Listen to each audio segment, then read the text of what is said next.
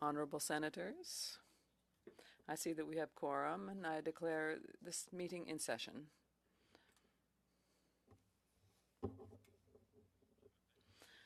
My name is Paul Massicotte. I'm a senator from Quebec, and I am chair of the committee. Today we are conducting a meeting of the Standing Senate Committee on Energy, the Environment, and Natural Resources. I would like to begin with a reminder. Before asking and answering questions, I would like to ask members and the witnesses in the room to please refrain from leaning in too close to the microphone or remove your earpiece when doing so. This will avoid any sound feedback that could negatively impact the committee staff in the room. I ask my fellow committee members to introduce themselves, beginning on my right. Julie Méril de Chêne, Québec. Manuel Oudard, Québec. Jane McAdam, Prince Edward Island. Karen Sorensen, Alberta, Treaty 7 territory. David Arnott, Saskatchewan, I live in Treaty 6 territory. Rosa Galvez, Québec. Aujourd'hui, le comité. Today, the committee continues its examination of Bill C-226, an act respecting the development of a national strategy to assess, prevent, and address environmental racism and to advance environmental justice. For our first panel, we welcome from the Tsleil-Waututh Nation, Mr. Rueben George, spokesperson, Sacred Trust Initiative by video conference, and from the Community Association of South Indian Lake, Leslie W.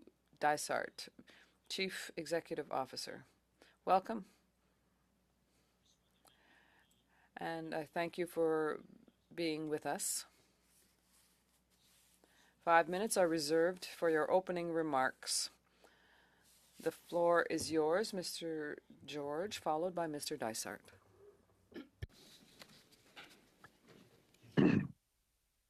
Okay, and good? Ready? Thank you. Is that on properly? That's all good.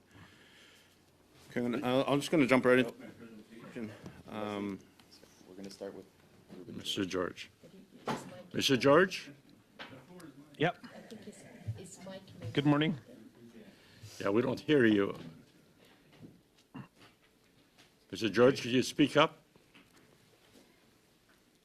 No, we hear nothing.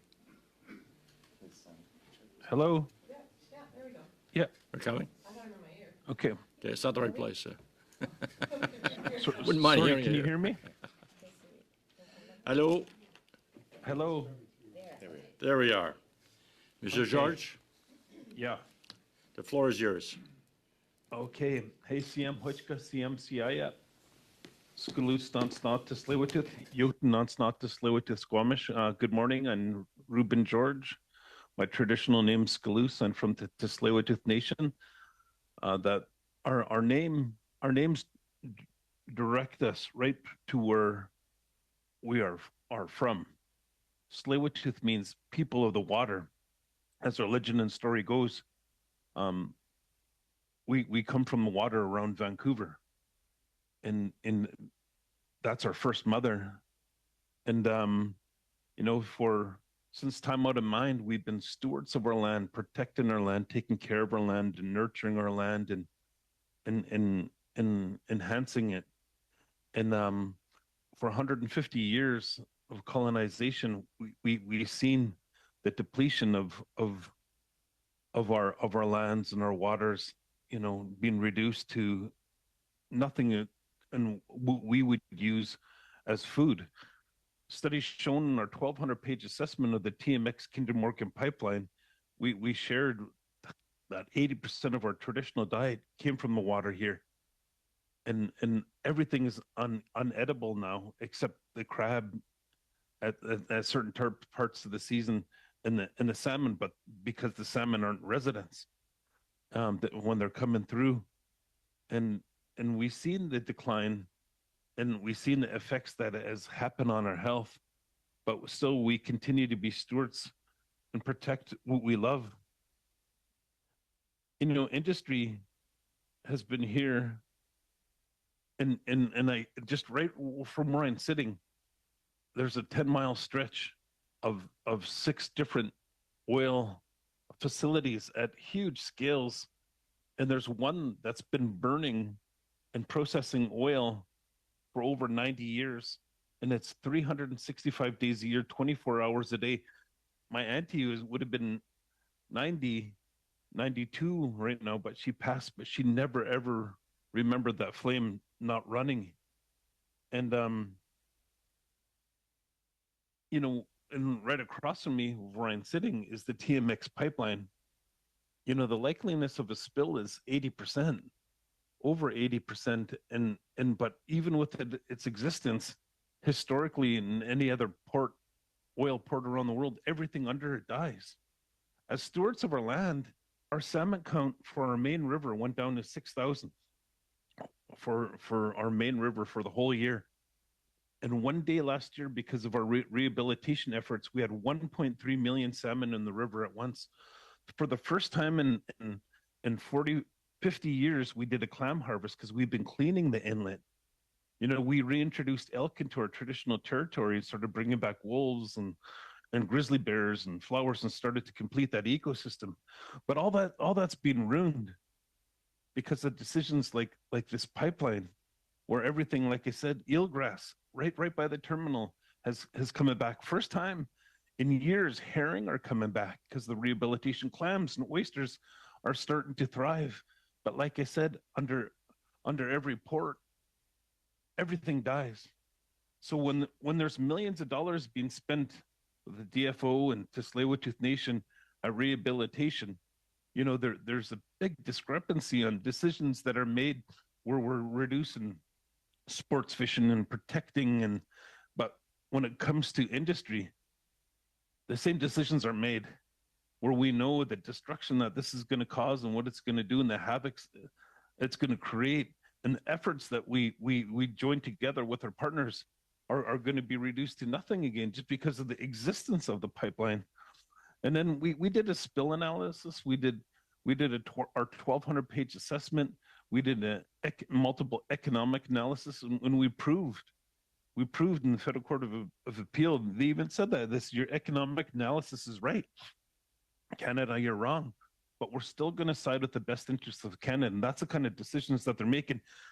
We proved that the tanker traffic is going to bring to extinction the local killer whale population. They're going to be gone forever, and we've proven that too. And in the same court case, they also said that you're right, but we're going to side with the best interests of Canada. So at one end, we work with government to enhance what we have, to protect what we have. But when it comes to being continued stewards, that's where it's failing, because when it comes to industry, they're going to decimate things on one hand when we're trying to build things up and rehabilitate. And that's a huge problem and a huge concern. You know, so I'm here to push forward the Bill C-226 so we could identify these and address these problems, that we could work with one another to continue to have Vancouver, which is consistently voted one of the most beautiful places and livable places in the world to live. And it's because of the water. It's because of the mountains. And there's so much at risk. It's not if, but when a spill will happen. Over 85% of a chance of a spill happening. And when that happens, 1 million people will be sick. 500,000 birds will die. 30 years later, after Exxon Valdez of that spill, everything's still dead there. We know all this. At a time of reconciliation, we need this bill to help Canada to recognize our title rights, our stewardship rights, our cultural and our spiritual rights, our economic rights, our food sovereignty. to make sure that we protect, not just for us, because the work that we did on the salmon from 6,000 to 1.3 million salmon in the river at once, that benefits everybody. The clean water where we could do clam harvest, that benefits everybody. And we're introducing elk in our territory. These decisions benefit everybody. And that's what we need with this bill to be pushed through. That we could protect what we love, continue to protect what we love at a time of atmospheric rivers. One day last year, there's over 250 fires in British Columbia. The snowpack is less than 65%, meaning it's going to be drier. Already in Prince George, a river dried out. The salmon there are going to die out for that generation for this year. 500 species of animals and plants and insects rely on the salmon. So with the atmospheric rivers, the floods, the droughts, the fires, we don't need more decisions that are going to put us at risk and the land at risk. We've been here since time out of mind, and we're not going anywhere. And this bill will protect us to make sure that we can continue to stay here with our guests that are in our territory and continue to be stewards of our land and continue to love and enjoy the beauty that we have here in our beautiful lands of the Tsleil-Waututh territory. So I thank you very much for giving me the time to share just a little bit. And there's much, much more. And if you have more questions, I'm happy to answer. And, you know, like I said, we did tons of work on stopping this pipeline, a 1,200-page assessment, a spill analysis, a clean analysis, multiple economic studies, air quality test, all based on Tsleil-Waututh Nation law, which is law of our culture and our spirituality. So I thank you very much, and I encourage this bill to be pushed through, and it will save a lot, and it will help a lot. Thank you very much. Thank you, Mr. George. Monsieur Dysart.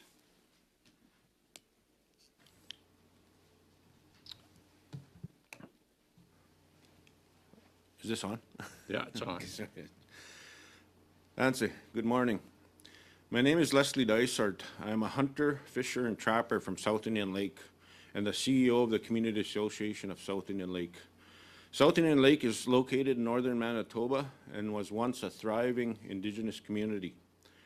I'm here to express my support of Bill C-226. This legislation is needed to address the ongoing environmental racism towards Indigenous peoples and should be implemented as quickly as possible. Community engagement is key and should be prioritized. Our voices need to be heard. I want it understood by the Senate committee, industry should not wait for the reporting process, and immediate action should be undertaken. It is crucial that industry, in my case, Manitoba Hydro, through the Manitoba government, hear and understand the importance of this legislation. They need to listen and understand that their ongoing operations, historic and current decision-making patterns demonstrate significant environmental racism. Our story is a prime example of how environmental racism has worked in practice for over 50 years and how this has had detrimental impacts to Indigenous people and breaches of our inherent and constitutionally protected rights. This environmental racism that Manitoba and Manitoba Hydro have historically demonstrated and continue to demonstrate has never been and never will be acceptable. Their ongoing actions need to be addressed through legislative change. I have lived every second of my life under the oppression of Manitoba Hydro as a result of the Churchill River Diversion Project. In the early 1970s, my home at South Indian Lake was flooded by Manitoba Hydro as a result of the CRD. In 1973, Manitoba Hydro was granted an interim license to operate the CRD. The interim license was granted under the Water Powers Act of 1930, which was written to allow Manitoba Hydro to dam up rivers and generate power, with no recognition of the impacts to Indigenous peoples and their lands. Manitoba Hydro has been allowed to stretch the terms of the interim license and operate outside of its parameters since 1979. The Missy Falls control structure was built in the heart of our nation and the lake to dam the Churchill River and manipulate the water levels of South Indian Lake. A diversion channel was blasted through the pre-Cambrian shield to unnaturally divert water to the lower Nelson River. We had no say on how these operations were controlled, and yet we suffer with the impacts of the operations daily. The CRD has never undergone any environmental, socio-economic, or legal review. Licensing, monitoring, regulation, and mitigation to reduce the harm is poor, lacks oversight, and frankly non-existent most of the time. When implemented, these activities are directed by Manitoba Hydro and serve their own interests. Our needs, well-being, and priorities are ignored. In 2021, Manitoba Hydro was granted a final license to operate the CRD. This license was granted with little to no consideration of and consultation with Indigenous people regarding the Section 35 constitutionally protected Aboriginal rights. As a result of the environmental racism towards Indigenous peoples, we are branded as squatters on provincial Crown land. Our homes were burned or dismantled, and our traditional, economic, and cultural camps are destroyed. We are forced to relocate from our traditional homes and were subjected to a foreign government structure. We have not been in control of our own destiny. Before the invasion of Manitoba Hydro, South Indian Lake was a beacon of independence, prosperity for a remote, sovereign Indigenous community. My community continues to face serious environmental, economic, and social impacts because of the operations of the CRD. Our community, which historically employed hundreds of fishers, helpers, industry workers, and their families, now can barely sustain 2 dozen. We are now spiraling into dependency, loss of culture and language, poor health, addictions, and the violence that comes with it. Since the approval of the CRD, Manitoba and at times Canada have failed to address the impact of the CRD and the ecological integrity of South Indian Lake and the Indigenous peoples who live there. Most of these impacts could have been avoided if Manitoba Hydro and the government meaningfully considered the impacts of their operations and decisions on the lives and lands of Indigenous peoples. I remain hopeful that with the passing of this legislation such as this, continued harm to my community can be avoided and even remedied. Thank you. Thank you, Mr. Dysart. On va procéder à des questions. We will now move to questions. Senator Cardoso. Welcome to our witnesses who are here today. I want to go back to sort of first principles about this discussion, and I often find in various fields, I see this in the environment, I see this in many other areas, we develop terms like carbon capture and climate change, and we sort of gallop on, and then people forget what that was about, why carbon is bad and why we're trying to capture it and all that. So I want to come to this issue of environmental racism. If I can take you back to square one and just ask you to define it. Now, I'll just give you a paraphrase, a definition here from the Canadian Race Relations Foundation, which describes environmental racism as a form of systemic racism in which policies, practices, or actions relating to the environment have a disproportionate and negative impact on certain groups. That's sort of a tight definition, but I wonder if you could provide us with your idea about what environmental racism is, and I'll ask you to start, Mr. Dysart. Yeah, well, quite frankly, since the Churchill River Diversion project, we have been subjected to environmental racism. Through some of my work and research, it's become clear to me that this became a project of arrogance, not of need for power generation. The language of the day when the CRD was proposed was that it'll only impact the small band of Indians of South Indian Lake. And I believe that that kind of thinking persists through the last 5 decades. the actions undertaken by Manitoba Hydro through the lax oversight of Manitoba are almost always environmental racism to the Indigenous people in northern Manitoba. Not just my community, there's dozens of communities impacted. But we are ground zero of the Churchill River diversion and probably the least addressed First Nation. You know, there's been a series of agreements and programs, but they are imbalanced. As I've said before, we are ground zero. Most of these programs are not implemented in South Indian. It's only when we raise our voices, and it's a very slow process, an unequal process. You know, in this day and age of so-called reconciliation, those words ring very, very hollow in northern Manitoba. Those words are spoken, but actions are either done prior, during, or immediately after that harm us. To this very day, this very second, we are being harmed by the actions of the Manitoba Hydro through the lax approval of Manitoba. So I know it's not a clear definition of environmental racism, but the very acts that are portrayed, the words might not even be considered, but the outcome is racism. They don't have to do this to us. Yeah. Most of their actions were avoidable and definitely mitigatable, if that's a word, you know. Yeah. It's done by want, sometimes greed. Okay. And your territory, South Indian Lake, is where? In relation to other cities? It's located in northern Manitoba, about 75 air miles northwest of Thompson, okay. 310 kilometers by drive. Okay. It's on the Churchill River, but our river has now been diverted unnaturally into the lower Nelson. Okay, thanks. And if I have time, could I ask Mr. George? Okay, thanks. Oh, thanks very much, and welcome to our witnesses.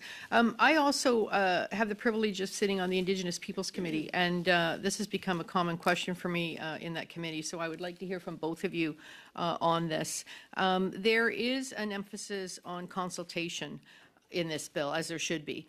I'm asking, how does or can community-based organizations and community members best collaborate and advise the federal government?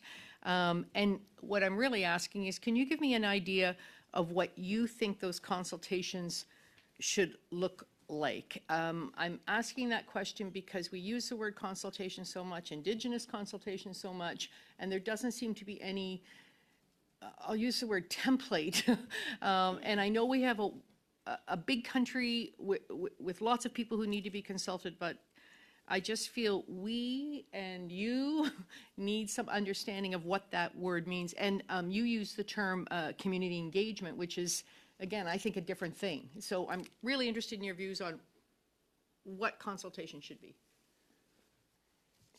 Whoever. You want to start, Mr. George?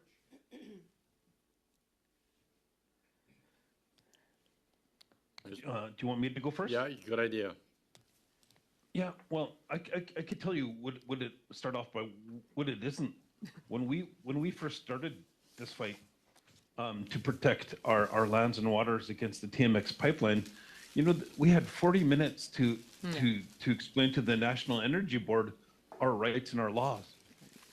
You know, then then at the other end of it, Stephen Kelly was a economist that put in 20% of Kinder Morgan's application on behalf of Kinder Morgan to the National Energy Board, then was hired by the National Energy Board.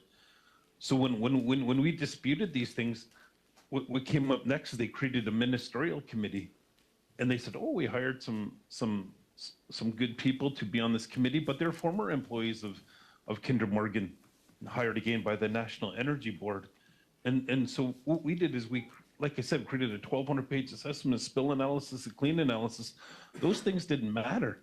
When you're given 40 minutes with our best experts, they wouldn't do that. When we submitted our filings from all the research that we've done, the judges took weeks, 3 of them, to review the work that we did. And it's so important to consult us on the environmental impacts, the spiritual impacts, the economic impacts, the cultural impacts, the food sovereignty, on how has affected us. And the Canadian Constitution's supposed to protect our Indigenous rights around these things that are ignored and trampled, or even the court system. Part of the last question is also, you know, when we're standing up and believing in saying what we're doing. My cousin immediately for protesting, 30 years in jail, or the violence that happens to murdered missing women. We have to protect our people and make it fair and make it just for everybody, and not just punish the First Nations. And so I'll just leave it at that. And Thank you, I give some appreciate it. time for my- Yeah, the experiences, Mr. George, are similar. I mean, consultation, from my experience, is just about meaningless in Manitoba. Canada is very absent from these processes in as far as the regulation and approvals of the hydroelectric projects in Manitoba. You know, the one time Canada through DFO came to consult on the Wesquatum generating project, they came for a boat ride and a coffee and left, and apparently we were consulted. You know, consultation has to mean something. There has to be an equal playing field and not just a checklist of visits or information distribution. I'm sorry to say I'm probably one of the most consulted people in northern Manitoba when it comes to hydroelectric project, because honestly, it means nothing. They're really just sharing information. They don't really care what we have to say. They disregard the environmental impacts, which are just flagrantly obvious. There's predetermined conclusions they come with and assumptions. And most times my experience is they take our information and build arguments and justifications to go forward and not adjust the projects. So our voices need to be heard, but they also need to be respected. And it should be a two-way street of information giving and changes to projects. And they should be consulted as shovel-ready, not 10 years of dumping concrete into rivers. Right. That's my experience. These projects are almost always near completion before consultation even starts. And always, if there is usually publicity about not proceeding, oh, too much money's been spent. You know, it's a practice. It's not by accident. So it has to be meaningful, and adjustments need to be made based on our knowledge, traditional knowledge, and traditional ecological knowledge to adjust projects. So there's a balance. That's the key. There needs to be a balance. Thank you. Your responses are what we continue to hear. Thank you very much. Senatrice Méville-Deschaines. Merci, Monsieur le Président. Thank you, Mr. Chairman. On the same path, I'm obviously shocked, but also surprised by the process on the Churchill. I'm from Quebec, and there was a huge treaty in 1975, so that's a long time ago, between the Cree, the Inuit, and the Quebec government on the Bay James project. I'm not saying it was perfect, but there was a lot of money at the time, and this was quite historic. So what is the difference here? Did you sign off documents? Were there some help, or was it probably not a treaty? How did it go? How I understood what you all said, but was there anything in terms of compensation and real compensations? What can you tell me about that? Yeah, the Peace of the Braves, oh, sorry. That's okay, go ahead. Yeah, the Peace of the Braves you're referring to in the James Bay project. I mean, the comparisons to that in Manitoba, I mean, the Peace of the Braves, again, not a perfect agreement or settlement or compensation, but tremendously different from what takes place in Manitoba. My community of South Indian Lake, which was ground zero of the Churchill River Diversion Project, was denied process as far as what's called the Northern Flood Agreement, what people have called a modern-day treaty signed in 1977, basically the same year that the project was complete.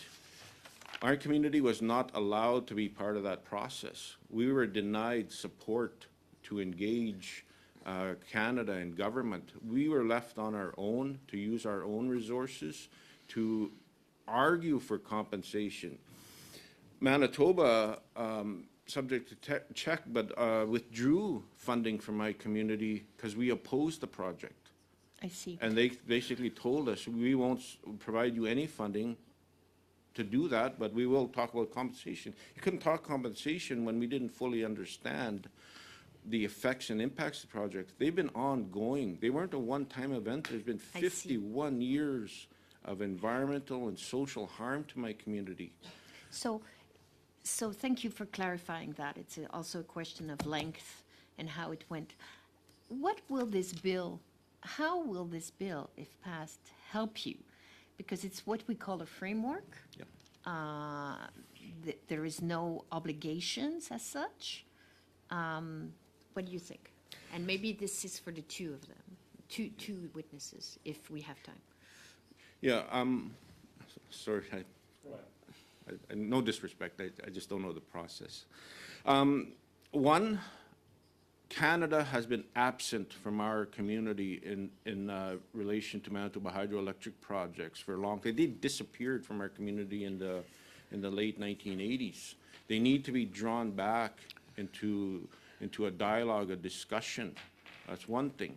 And also this bill will expose, and I will use that word, expose, the actions of Manitoba Hydro and at times the Manitoba government of the acts that are really equal environmental racism. Those are two very important things that need to occur. Yes, it is a framework, but I believe it's an important framework to move forward to expose and address the environmental racism. Out of that, I believe there will be positive action. But again, I stress to the Senate committee, industry, a message needs to be sent to industry. They shouldn't wait. There are solutions out there. They should be immediate and significant. Thank you. So this would send a strong message. Thank you. Mr. George, did you want to add to that? Thank you. You know, I agree with my colleague, my friend that's in Quebec. I 100% agree. Also, what I'd like to add to that is to Tsleil-Waututh. We're in a sense, we're ready, capable of addressing these needs and having resources. You know, we spent millions of dollars of being stewards and protecting our land from the TMX Kinder Morgan pipeline. And that's a lot of work to do, the assessments, working with world-renowned scientists and economists and marine biologists and everything. But some nations are not ready for that. Some are still dealing with the effects of colonization and residential school legacy in our communities, and some of the communities I'm related to in the northern nations of Canada, where, you know, things that affect their environment are getting passed through because might not have the capacity to deal with it to the degree that we dealt with it. So this bill would help them, would help those nations to protect, because what they want, like what we want, like my relation from Quebec, we want to protect what we love. And what we're saying is our actions benefit everybody. Everybody wins when we win. But when industry comes in and they win, we all lose. And especially the environment, and especially the people who've been stewards. When a spill happens, they're not moving. We've been here since time out of mind, and we're not going anywhere. And so I feel it will help the nations that need help. It will help the nations to give them a stronger voice that might not have. Because not long ago, we were in the same position where, you know, Tsleil-Waututh, we went down from 20,000 people to 13. My mom's number 62. So when she was younger, we're still healing. And if reconciliation means something, that it could point in that direction of being a good reconciliation, where we do sit down together and address our issues together and listen to First Nations and listen to our land and title rights that the Canadian Constitution is supposed to protect. You know, I see Like glyphosate, for example, they'll send a letter once a year saying, hey, we're going to spray in your territory. If it's not answered or if it's buried in a whole bunch of different emails, then they go ahead and do what they do. But that's their effort. It's checking a box more often than not, just checking a box, already making their decision and not listening to the facts that we brought forward as a nation with all the work that we did with analysis and studies, just checking a box. And it shouldn't be that way. And I hope and I know this bill will address that. So thank you. Thank you. Senator Arnott? Well, thank you, witnesses. I have a couple of questions, and they're for each witness generally. I'd like to know what you think in terms of, are there any weaknesses in 226? Are there things that you think should be strengthened in this bill that we could comment on? And I'd really like to know what you're thinking there, because it is just a framework. Another question that I'd really like to get at is, a lot of this is all about accountability of government. And I don't know if you're aware of it, but I think there's a connection. The UN Declaration on the Rights of Indigenous Peoples Act has an action plan that Ministry of Justice has put forward. And if you're aware of that, that's good. If you're not, then I'd like you to take a look at that because I think it could help answer, because I see a real connection.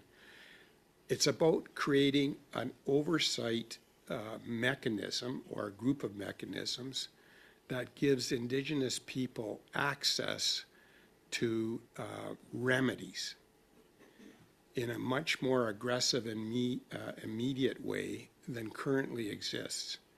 So that's item 19 in the UNDRIP Implementation Act. And I say that in terms of advancing the accountability. I also want to know if you think you can link, and I think you've already talked about it, but it's this idea of reconciliation requires action.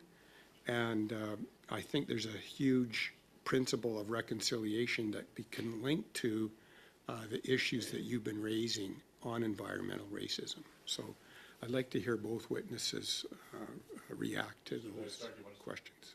Sure. No bill, I mean, Canada is broad, both east and west and north, and many, many communities in different territories with different impacts. Something has to start, right? It's far too late. We need to start now, immediately. I know my high school education is many, many years ago, so I sort of understand the process through the House and the Senate. But sometimes when amendments are made to bills that have been met the readings or the passings, it has to go back, and which usually means they fail. And, you know, as an Indigenous person who daily, all my life, has faced impacts, it's very frustrating to watch something positive just stop. You know, it allows status quo for industry to pollute and impact Indigenous people. I'm sure every bill has weaknesses, but we shouldn't fall into the trap of trying to make it perfect while industry has status quo. So I would suggest the Senate move forward and bring further bills if needed. But the message, like I said earlier, needs to be strong and clear and immediate to industry. It's not acceptable. Change now. And I believe this bill moving forward would send that signal. I am not quite versed on the UNDRIP as I should be. In a small community, wear many hats, many do. Like, it's an unfair playing field all the time. Industry usually controls the processes in Manitoba and fund the processes. And us as grassroots people in remote communities don't have the same access to resources, even some of the, what I call knowledge to here. And usually you can spend a lot of time and effort. The industry has moved on and had closed door meetings, if I can use that example. So we're very much always playing catch up. So action, meaningful action, immediate action, significant action to address reconciliation. I believe everybody understands it. act on it. Move forward. And if there is weaknesses, deal with them as you move forward. Don't stop and regress.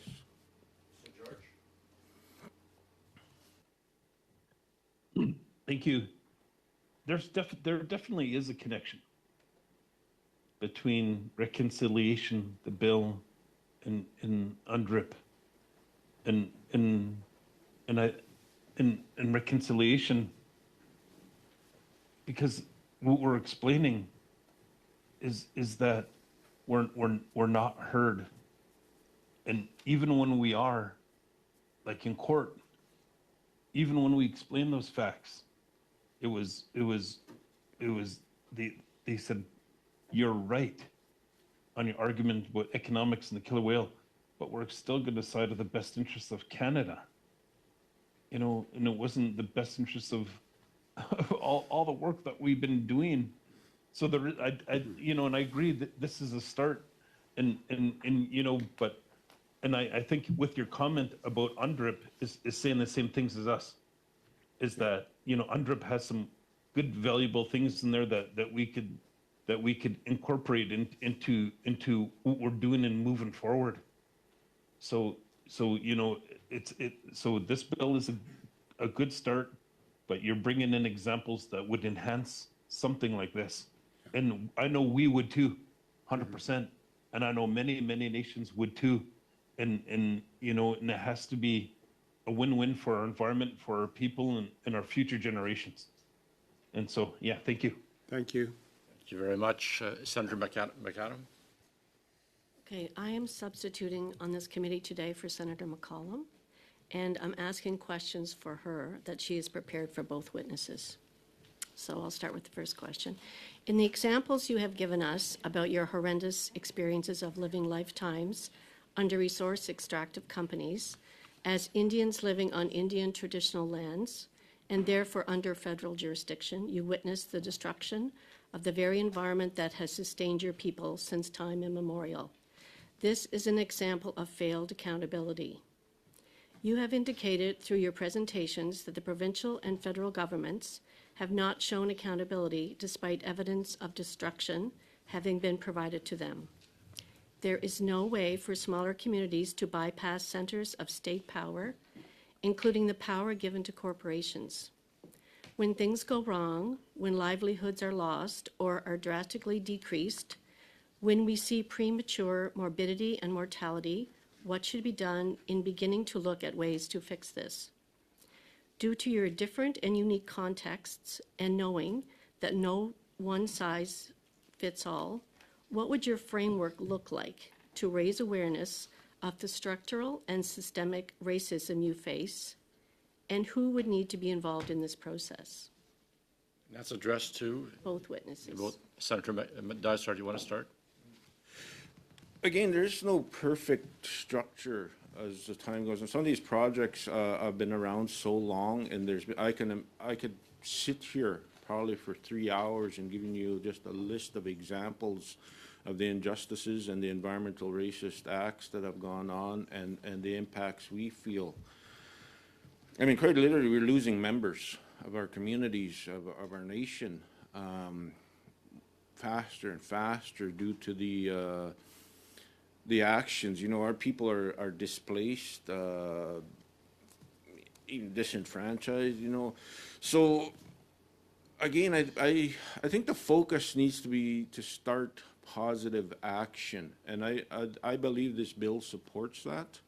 So we need to keep moving forward. There's just so many examples that I can give of the wrongs that have been done, and who can address it. But having, like I said earlier, Canada has been absent from the regulation and monitoring and approval of Manitoba hydroelectric powers. Manitoba has been very, very lax historically on the regulation and the monitoring. Industry controls these processes for the most part, has been my experience. I quite literally last week told Representative Manitoba Hydro, we're being monitored to death. And I'm not trying to be dramatic. You know, we lose our members. almost monthly now. So our voices, our communities need to be at a level playing field with Canada, Manitoba, and industry. The influences of industry need to be acknowledged and observed and probably paused for a while. They have such great influence in decision making. We are usually the last to know. So there should be a fair a process. It's difficult to outline right away because there is different regulations. But I said earlier with Bill C-226, this would, and I use the word expose the actions, and then we can start addressing them and bring in who needs to be involved. Mr. George. I think Coast Salish law is truth, family, health, and culture. And what's under the law, culture is also side and side is that spiritual law, and those fundamentals of any religious and spiritual belief are love, honor, respect, dignity, pride, compassion, and understanding.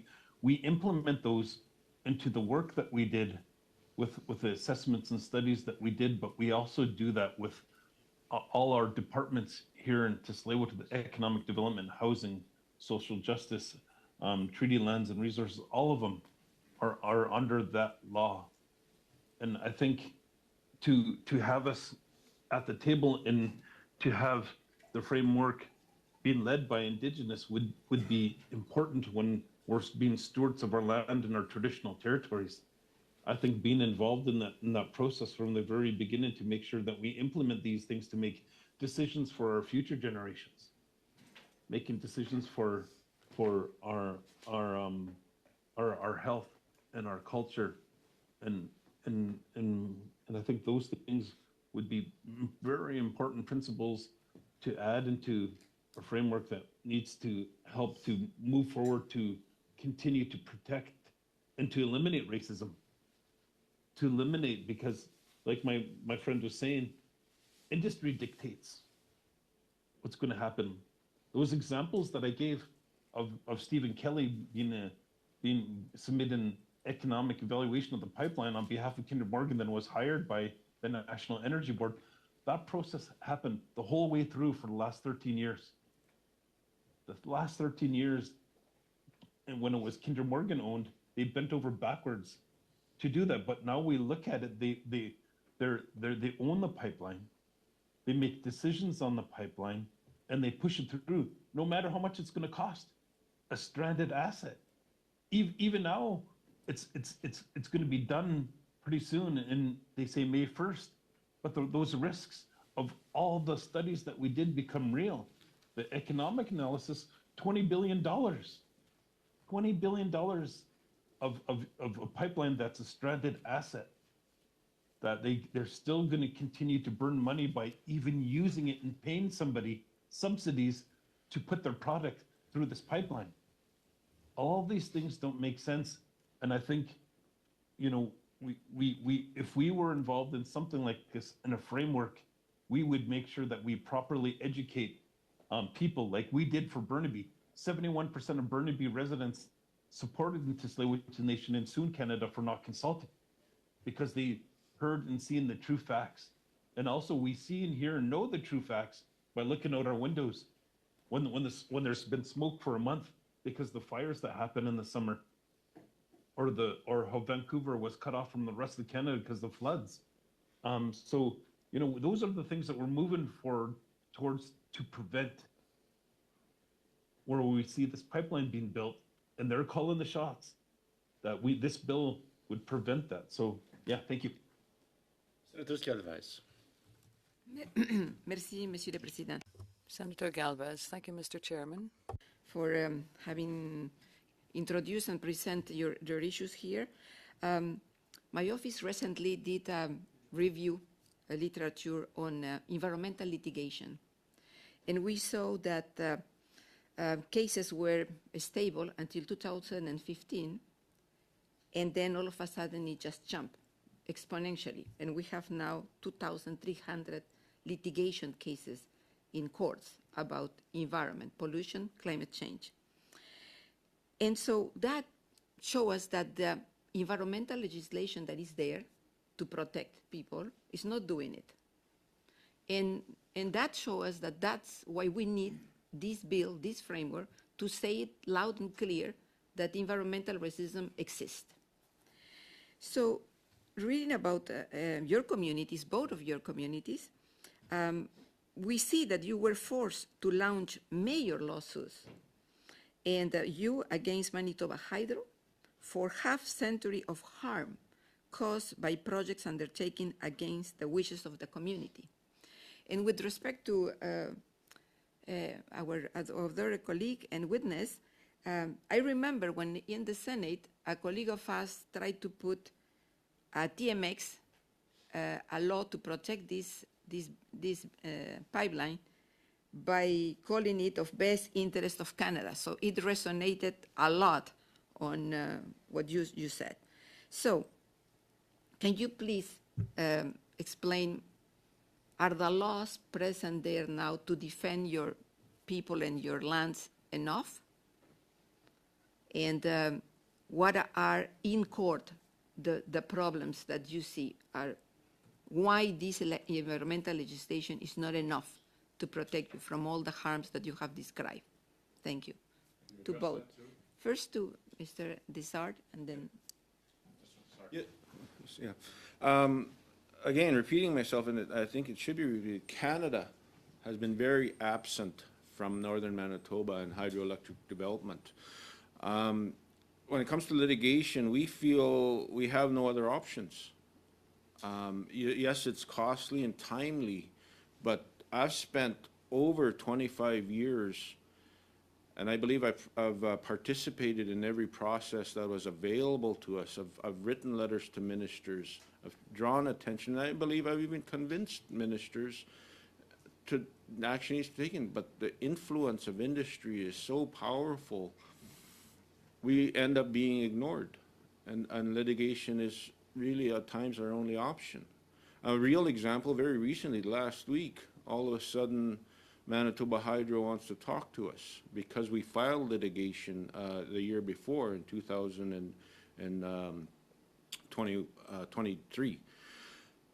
They brought nothing, 7 of them.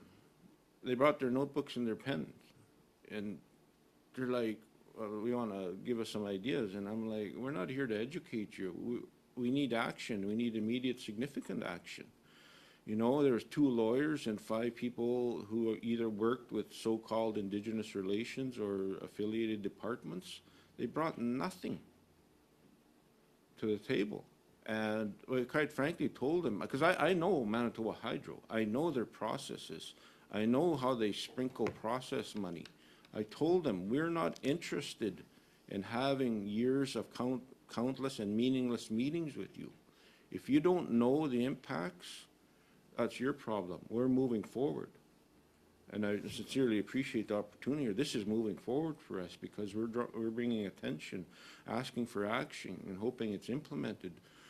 So it's, again, it's very unequal playing field around. You know, we're always usually the last to know what's going on because we're not fully or meaningfully informed. Projects are way past shovel ready.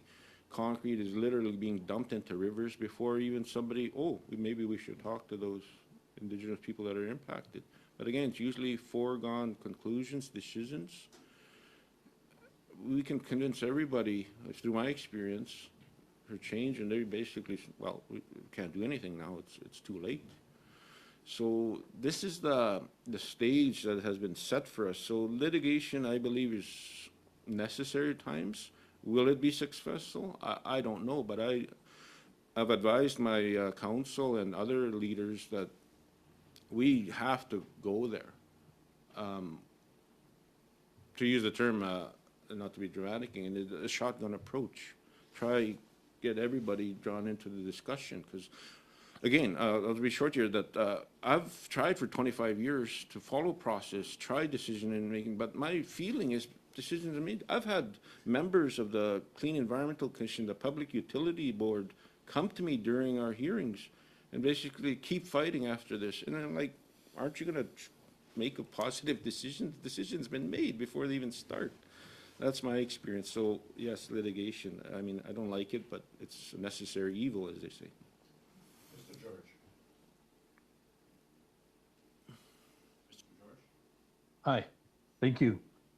Well, when we go to court, for the Court of Appeal, and they tell us we're right, we're going to kill the orca whales pipeline, and then say, we're going to side at the best interest of Canada, or the economic analysis, we're right, but they're still going to side at the best interest of Canada. And what we're stuck with is again, is it no matter how you look at it, $20 billion Canadians are going to be on the hook for. And we explained that. And, you know, it's a ridiculous decision that the court still continued to do that. But on the other side of that, my son's ex-girlfriend, you know, she's a lot like my daughter. As my both of them graduated at 15, started university right away, got their first degrees before they're 18, and you know, just perfect and outstanding citizens. Did a protest in the dinosaur costume, a sort of cartoonish costume, and played badminton at the Kinder Morgan fence. Automatically got 30 days in jail. No record, no break in law, no speeding tickets. And you know, I worked in the social field. I worked in the court system. And I seen lists of clients that I had that had 30 charges against them. And they didn't see 1 day in jail. But when you mess with industry and you mess with the industry, you're gonna go to jail. And then the Gladue report is supposed to recognize the indigenous effects of colonization, of residential school. You know, I know my grandfather's name was Chief Dan George, and he's a famous actor and poet and activist. When he was in residential school, they cut off his finger for speaking his language when he's 5 years old. But those intergenerational traumas are passed on. And the Gladue report explains that. Our mother is this water right here, is we're taught to have a reciprocal relationship to the lands and to the waters, because that's our mother. Mother feeds you, we do ceremony in the water. Reciprocal relationship. Mother takes care of us in ceremony. We explained that in the Gladue report when Will George explained that the connection was and how the inherent trauma continues to happen because you're still ruining and abusing our mother, like happened in residential school. And it was 100% ignored. It was ignored, and he was also given mandatory 30 days in jail. And I think those are problems. And the same thing with my son's ex-girlfriend. You know, a personal report was done on her, and she started late in the activism. It was about 1.5 years that she started to do this work in activism of protecting against the TMX pipeline. The personal report done on her was 2,182 pages. And that's Canada's resources being spent on monitoring this outstanding citizen that never had a speeding ticket, had no charges against her. 20,182 pages filed of Canadian resources and police monitoring that's supposed to be protecting us and against a young girl that was finishing her second degree before she's 22. And so the resources are being spent, and I can't imagine what they have on me. I'm going to file for mine as well. If she was doing it for 1.5 years, I wonder how many pages they have on me when I've been doing this for 13 years. But that's this discrepancy that we're dealing with. If you mess with industry, you're going to jail. And we're going to gather up so much information on you. It's ridiculous. But I don't know, those are a couple of my thoughts on what you brought forward. So thank you. Thank you very much. That basically ends the first part of our presentation and panel discussion. So if you wish, I'll adjourn to allow a couple of minutes to allow the new panel to join us. Thank you. Thank you. Thank you. Jane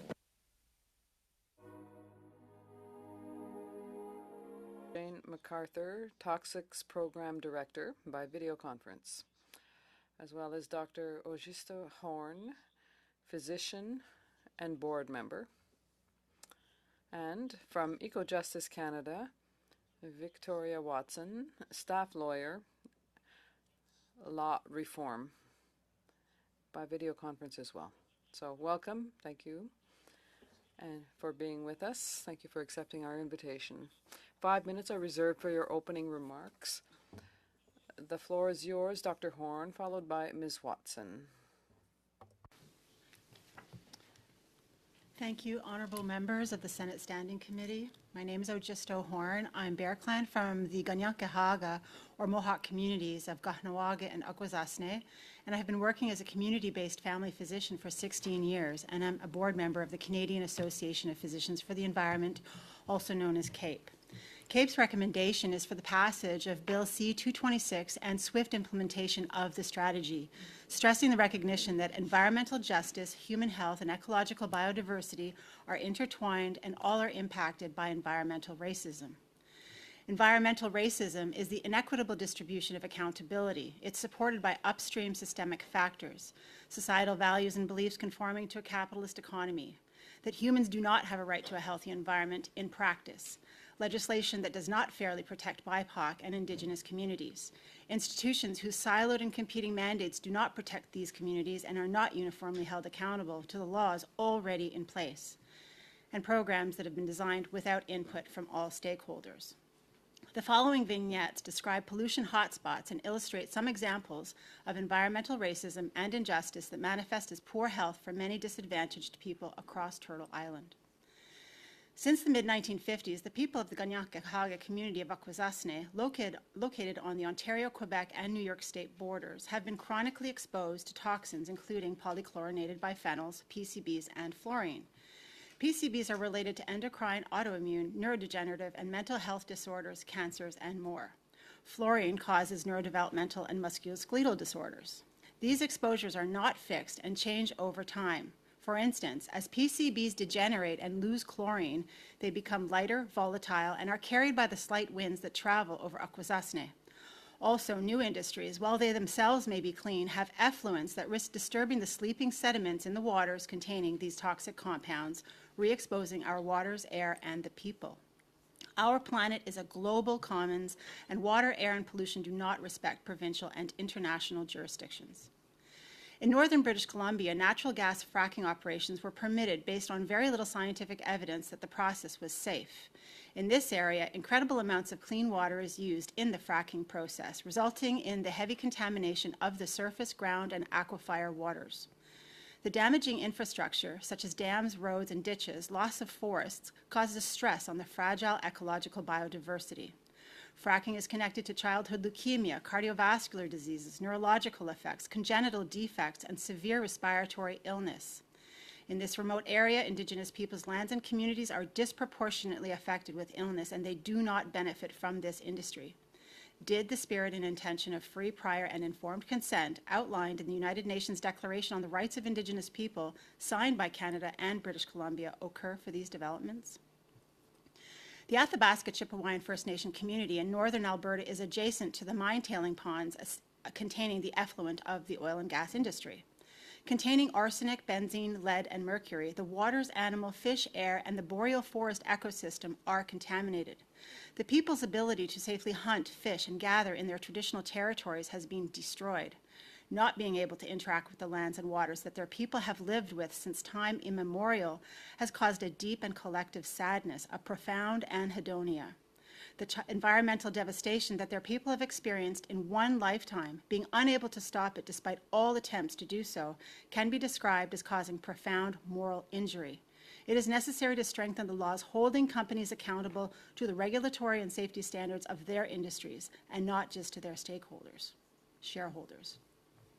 In northwestern Ontario, chronic and persistent mercury exposure is causing neurotoxicity in the communities of the English River Wabigoon system. The lack of access to clean water, inability to safely eat the fish and wildlife, and complete devastation of their once vibrant economy have made them even more vulnerable to the extreme weather events seen from warmer, hotter summers, including wildfires and flooding. Barriers to access to healthcare services are hampered by roads that are less safe and more difficult to maintain. The support for the health infrastructure servicing Indigenous, rural, and remote communities is determined by equal, not equitable factors, and this must change.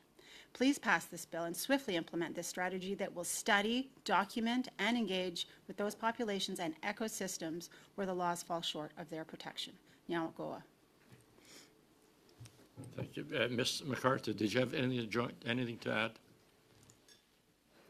add? No, I'm here for questions if there are any from any of the members of the committee. Thank you. Okay, then we'll go to Mrs. Watson from Ecojustice Canada. Good morning, Mr. Chair and members of the committee.